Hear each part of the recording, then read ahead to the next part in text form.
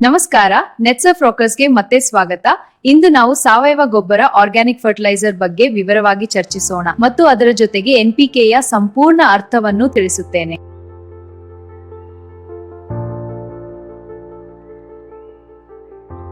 ಒಂದು ಪ್ರಶ್ನೆ.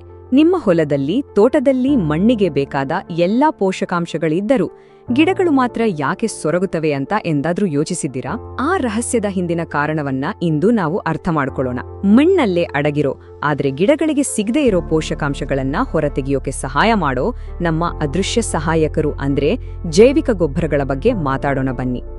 ಅಲ್ವಾ, ಇದೇ ಅಲ್ವಾ ದೊಡ್ಡ ತಲೆನೋವು. ಎಷ್ಟೇ ಒಳ್ಳೊಳ್ಳೆ ಗೊಬ್ಬರ ಹಾಕಿದ್ರೂ, ಎಷ್ಟೇ ಆರೈಕೆ ಮಾಡಿದ್ರೂ ಸಸ್ಯಗಳಿಗೆ ಪೋಷಕಾಂಶಗಳು ಮಾತ್ರ ಯಾಕೋ ಸರಿಯಾಗಿ ತಲುಪೋದೇ ಇಲ್ಲ. ಯಾಕೀಗಾಗುತ್ತೆ? ಈ ಪ್ರಶ್ನೆಗೆ ಉತ್ತರ ಇಲ್ಲಿದೆ, ನೋಡೋಣ ಬನ್ನಿ. ಹಾಗಾದ್ರೆ ಈ ಸಮಸ್ಯೆಯ ಮೂಲ ಎಲ್ಲಿದೆ ಅಂತ ನೋಡೋಣ. ಮೊದಲಿಗೆ ಮಣ್ಣಿನಲ್ಲಿ ಒಂದು ದೊಡ್ಡ ಸವಾಲಿದೆ. ಅದೇನೆಂದರೆ ಪೋಷಕಾಂಶಗಳ ಬಂಧನ. ಇಲ್ಲಿ ಸಮಸ್ಯೆ ಪೋಷಕಾಂಶಗಳ ಕೊರತೆ ಅಲ್ಲ, ಬದಲಿಗೆ ಅವು ಮಣ್ಣಿನಲ್ಲಿ ಒಂದು ರೀತಿ ಲಾಕ್ ಆಗ್ಬಿಟ್ಟಿವೆ. ಅದೇಂತನ್ನು ನೋಡೋಣ.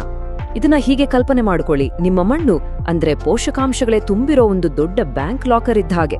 ಆದ್ರೆ ಸಮಸ್ಯೆ ಏನಪ್ಪಾ ಅಂದ್ರೆ ಆ ಲಾಕರ್ ಓಪನ್ ಮಾಡೋಕೆ ಬೇಕಾದ ಕೀಲಿ ಸಸ್ಯಗಳ ಹತ್ರ ಇಲ್ಲ. ರಂಜಕದಂತಹ ಪೋಷಕಾಂಶಗಳು ಕ್ಯಾಲ್ಸಿಯಂ ಅಥವಾ ಅಲ್ಯೂಮಿನಿಯಂ ಜೊತೆ ಸೇರ್ಕೊಂಡು ಕಲ್ಲಿನ ತರ ಗಟ್ಟಿಯಾಗಿ ಅಂಟ್ಕೊಂಡ್ಬಿಡ್ತವೆ. ಇದನ್ನೇ ನ್ಯೂಟ್ರಿಯೆಂಟ್ ಫಿಕ್ಸೇಷನ್ ಅಂತ ಕರೆಯೋದು. ಇದರಿಂದ ಏನಾಗುತ್ತೆ ಅಂದ್ರೆ ಮಣ್ಣಲ್ಲಿ ಪೋಷಕಾಂಶಗಳು ಇದ್ರೂ ಸಸ್ಯಗಳಿಗೆ ಸಿಗೋದೇ ಇಲ್ಲ. ಹಾಗಾದ್ರೆ ಇದಕ್ಕೆ ಪರಿಹಾರ ಏನು? ಇನ್ನಷ್ಟು ರಾಸಾಯನಿಕ ಗೊಬ್ಬರ ಸುರಿಯೋದಾ? ಖಂಡಿತ ಇಲ್ಲ. ನಿಜವಾದ ಪರಿಹಾರ ಇರೋದೇ ನಮ್ಮ ಕಣ್ಣಿಗೆ ಕಾಣಿಸದ ಸೂಕ್ಷ್ಮಜೀವಿಗಳಲ್ಲಿ. ನಿಮ್ಮ ಗಿಡಗಳಿಗಾಗಿಯೇ ದುಡಿಯೋ ಈ ಸೂಕ್ಷ್ಮಜೀವಿಗಳ ಒಂದು ಹೀರೋ ತಂಡವನ್ನೇ ಭೇಟಿಯಾಗೋಣ ಬನ್ನಿ. ಹಾಗಾದ್ರೆ ಏನಿದು ಜೈವಿಕ ಗೊಬ್ಬರ? ಸಿಂಪಲ್ ಆಗಿ ಹೇಳೋದಾದ್ರೆ ಇವು ಜೀವಂತ ಸೂಕ್ಷ್ಮಾಣು ಜೀವಿಗಳು. ಮಣ್ಣಲ್ಲಿ ಲಾಕ್ ಆಗಿರೋ ಪೋಷಕಾಂಶಗಳನ್ನ ಸಸ್ಯಗಳು ಸುಲಭವಾಗಿ ತೆಗೆದುಕೊಳ್ಳೋ ಹಾಗೆ ಸರಳ ರೂಪಕ್ಕೆ ಬದಲಾಯಿಸುತ್ತವೆ. ಅಂದ್ರೆ ಇವು ರಾಸಾಯನಿಕಗಳಲ್ಲ, ಬದಲಿಗೆ ಜೀವಂತ ಸಹಾಯಕರು. ನಮ್ಮ ಈ ಹೀರೋಗಳ ಟೀಮ್ನಲ್ಲಿ ಮೊದಲನೆಯವರು ಮಾಸ್ಟರ್ ಶೆಫ್, ಸಾರಜನಕ ಸ್ಥಿರೀಕರಣ ಬ್ಯಾಕ್ಟೀರಿಯಾ. ಯಾಕೆವರನ್ನು ಶೆಫ್ ಅಂತ ಕರಿತೀವಿ ಅಂದ್ರೆ ನಮ್ಮ ಸುತ್ತ ಇರೋ ಗಾಳಿಯಲ್ಲಿ 78% ಸಾರಜನಕ ಇದೆ ಗೊತ್ತಾ? ಆದ್ರೆ ಗಿಡಗಳು ಅದನ್ನ ನೇರವಾಗಿ ಬಳಸ್ಕೊಳ್ಳೋಕೆ ಆಗಲ್ಲ. ಆಗ ಅಜಿಟೋಬ್ಯಾಕ್ಟರ್ನಂತಹ ಬ್ಯಾಕ್ಟೀರಿಯಾಗಳು ಬಂದು ಗಾಳಿಯಲ್ಲಿರುವ ಸಾರಜನಕವನ್ನ ಗಿಡಗಳಿಗೆ ಬೇಕಾದ ರುಚಿಕರವಾದ ಅಮೋನಿಯಾ ರೂಪದ ಊಟವನ್ನಾಗಿ ರೆಡಿ ಮಾಡ್ಕೊಡ್ತೇವೆ. ಈಗ ನಮ್ಮ ತಂಡದ ಎರಡನೇ ಹೀರೋ ಒಬ್ಬ ಲಾಕ್ ಸ್ಮಿತ್, ಅಂದ್ರೆ ಬೀಗ ತೆಗೆಯೋ ಸ್ಪೆಷಲಿಸ್ಟ್. ಇವರೇ ರಂಜಕ ಕರಗಿಸುವ ಬ್ಯಾಕ್ಟೀರಿಯಾಗಳು. ನಾವ್ ಹಾಕೋ ಡಿಎಪಿ ಗೊಬ್ಬರ ಮಣ್ಣಿನಲ್ಲಿ ಕಲ್ಲು ತರ ಗಟ್ಟಿಯಾಗಿ ಲಾಕ್ ಆಗ್ಬಿಡುತ್ತೆ. ಆಗ ಬ್ಯಾಸಿಲಸ್ನಂತಹ ಬ್ಯಾಕ್ಟೀರಿಯಾಗಳು ಬಂದು ಕೆಲವು ವಿಶೇಷ ಆಮ್ಲಗಳನ್ನ ಬಿಡುಗಡೆ ಮಾಡಿ ಆ ಲಾಕ್ ಆದ ರಂಜಕವನ್ನು ಕರಗಿಸ್ತವೆ. ಅಕ್ಷರಶಃ ಪೋಷಕಾಂಶಗಳ ಲಾಕ್ ಅನ್ನೇ ಓಪನ್ ಮಾಡ್ತವೆ. ನಮ್ಮ ತಂಡದ ಮೂರನೇ ಸದಸ್ಯರು ಟ್ರಾಫಿಕ್ ಕಾಪ್, ಅಂದ್ರೆ ಪೊಟ್ಯಾಷ್ ಚಲನಶೀಲ ಬ್ಯಾಕ್ಟೀರಿಯಾಗಳು. ಮಣ್ಣಿನಲ್ಲಿ ಪೊಟ್ಯಾಷ್ ಸಾಕಷ್ಟು ಇದ್ರೂ ಅದು ಖನಿಜಗಳಲ್ಲಿ ಸಿಕ್ಕಿ ಹಾಕೊಂಡು ಟ್ರಾಫಿಕ್ ಜಾಮ್ ಆದ ಹಾಗೆ ಇರುತ್ತೆ. ಆಗ ಈ ಬ್ಯಾಕ್ಟೀರಿಯಾಗಳು ಬಂದು ಆ ಪೊಟ್ಯಾಷ್ ಅಯಾನ್ಗಳನ್ನು ಬಿಡುಗಡೆ ಮಾಡಿ ಬೇರುಗಳ ಹತ್ತಿರಕ್ಕೆ ದಾರಿ ಮಾಡಿಕೊಡ್ತವೆ. ಅಂದ್ರೆ ಟ್ರಾಫಿಕ್ ಕ್ಲಿಯರ್ ಮಾಡಿ ಪೋಷಕಾಂಶಗಳು ಸುಲಭವಾಗಿ ಸಸ್ಯಗಳಿಗೆ ಸಿಗೋ ಹಾಗೆ ನೋಡ್ಕೊಳ್ತವೆ.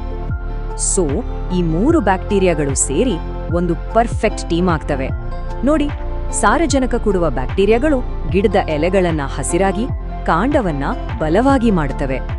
ರಂಜಕ ಕೊಡುವ ಬ್ಯಾಕ್ಟೀರಿಯಾಗಳು ಬೇರುಗಳನ್ನ ಆಳವಾಗಿ, ಶಕ್ತಿಯುತವಾಗಿ ಮಾಡ್ತವೆ. ಇನ್ನು ಪೊಟ್ಯಾಷ್ ಕೊಡುವ ಬ್ಯಾಕ್ಟೀರಿಯಾಗಳು ಹಣ್ಣುಗಳ ಬೆಳವಣಿಗೆ ಮತ್ತು ರೋಗ ನಿರೋಧಕ ಶಕ್ತಿಯನ್ನ ಹೆಚ್ಚಿಸ್ತವೆ. ನೋಡಿ ಎಂಥ ಅದ್ಭುತ ಟೀಮ್ ವರ್ಕ್. ಓಕೆ, ಈ ಅದ್ಭುತ ಸಹಾಯಕರು ಏನ್ ಮಾಡ್ತಾರೆ ಅಂತ ಗೊತ್ತಾಯ್ತು. ಆದ್ರೆ ಅವರಿಂದ ಸರಿಯಾಗಿ ಕೆಲಸ ಮಾಡಿಸೋದು ಹೇಗೆ? ನಮ್ಮ ಈ ಸೂಕ್ಷ್ಮಜೀವಿ ಮಿತ್ರರಿಗೆ ಕೆಲಸ ಮಾಡೋಕೆ ನಾವೊಂದು ಒಳ್ಳೆ ವಾತಾವರಣವನ್ನ ಸೃಷ್ಟಿಸಬೇಕಾಗತ್ತೆ. ಅದನ್ನೇ ಈಗ ನೋಡೋಣ. ಇದನ್ನ ಬಳಸೋ ವೈಜ್ಞಾನಿಕ ವಿಧಾನ. ನೆನ್ಪಿಟ್ಕೊಳ್ಳಿ, ಇವು ಜೀವ ಇರೋ ಜೀವಿಗಳು.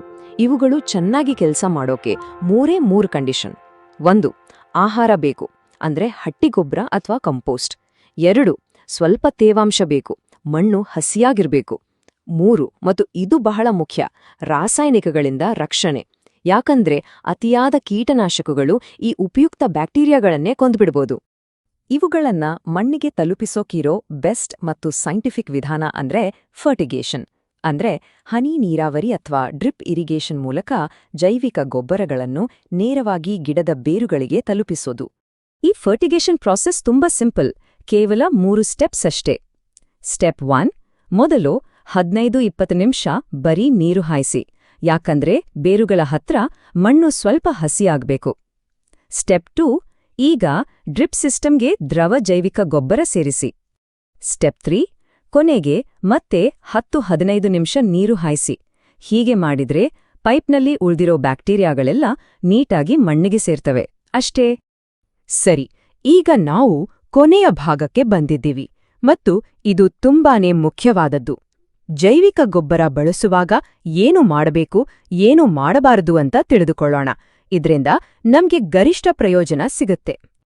ಇಲ್ಲಿರೋ ಒಂದೇ ಒಂದು ನಿಯಮ, ಇದನ್ನ ಮಾತ್ರ ದಯವಿಟ್ಟು ಮರಿಬೇಡಿ.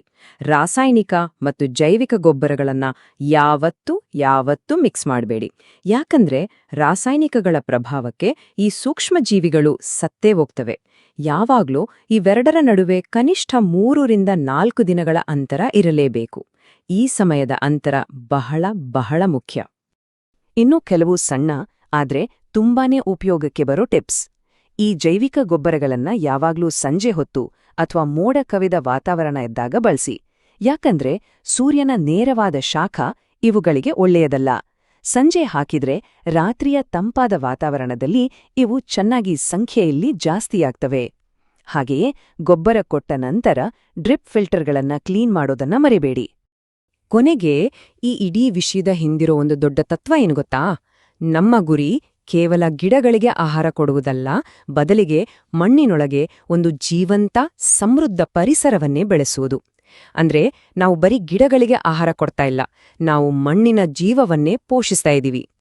ಹಾಗಾದರೆ ಒಂದು ಕೊನೆಯ ಪ್ರಶ್ನೆ, ನಾವು ನಿಜವಾಗ್ಲೂ ಗಿಡಗಳಿಗೆ ಬರೀ ಗೊಬ್ಬರ ಹಾಕ್ತಿದ್ದೀವಾ ಅಥವಾ ಮಣ್ಣಿನಲ್ಲಿರುವ ಜೀವವನ್ನೇ ಪೋಷಣೆ ಮಾಡ್ತಿದ್ದೀವಾ? ಈ ಬಗ್ಗೆ ಒಂದು ಕ್ಷಣ ಯೋಚನೆ ಮಾಡಿ. ನಮ್ಮ ಮಣ್ಣು ಬರೀ ಮಣ್ಣಲ್ಲ, ಅದೊಂದು ಜೀವಂತ ಜಗತ್ತು. ಅದನ್ನ ಅರ್ಥ ಮಾಡ್ಕೊಂಡ್ರೆ ಕೃಷಿ ಕೇವಲ ಒಂದು ಕೆಲಸವಾಗಿ ಉಳಿಯೋದಿಲ್ಲ, ಅದೊಂದು ಅದ್ಭುತ ಸಹಭಾಗಿತ್ವವಾಗತ್ತೆ.